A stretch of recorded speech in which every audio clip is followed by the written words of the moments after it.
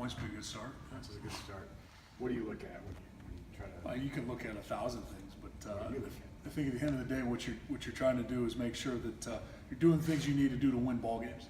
And if you look at the NCAA as a whole, or if you look at the Big Ten Conference, and certainly we've done studies and we've looked at all that information, some of the things are pretty obvious. What's important? Points is one thing that's important. Scoring offense.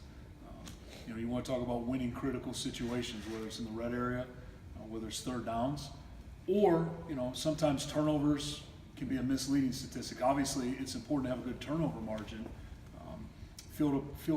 Time of possession has been one thing that's kind of come up, throughout probably the history of the game is something that's critical. When you actually look at the numbers, it's not always as critical as you think. So I really think that a lot of it has to do with the ball game you're playing in and the team you're playing against.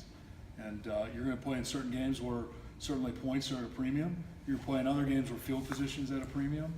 You're going to play in other games where time of possession is at a premium. But you're trying to balance all those things. So I think when you look at the end of the year, it's difficult to just point to one thing and say, hey, this is the be-all, end-all. And this is going to sound cliched. I know this is no fun to write about, but at the end of the day, the number one metric we're looking at to figure out if we're, where we need to be offensively is, are we winning games or are we losing them? And our job is to play complementary football. Like I said, each game's a little bit different, but certainly, and I think if you had to pick one thing, scoring offense is pretty important. Just like I think the inverse of that, scoring defense, is much more important than the yards you're giving up. This, you may have the exact same answer for this, but what at the end of the season would constitute, in your mind, a successful, satisfying offensive season? Yeah, did we maximize our potential as a football team? Did we win as many games as we'd like to win? And which ultimately the goal of the program is to win the Big Ten championship. To me, I feel like if we win the Big Ten championship, let's start with the Big Ten West, then we have a pretty good offense. I'm not really interested in what the numbers are, other than the wins and losses. Well, you were 3 years ago a play from the national playoffs and your Big Ten championship you spoke about. What do you need to do to get from here back to there?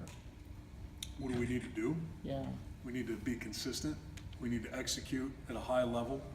And I think we just need to get back to maximizing our ability. And if you look at that group, we had a pretty veteran group. And I know we had a new quarterback. He had played. We had a lot of offensive linemen coming back. We had replaced 2 tackles. We had a pretty solid interior coming back, including a veteran center. So we felt like we were veteran there. We were veteran outside. We weren't necessarily veteran in the tailback room, but we had guys with experience that had played.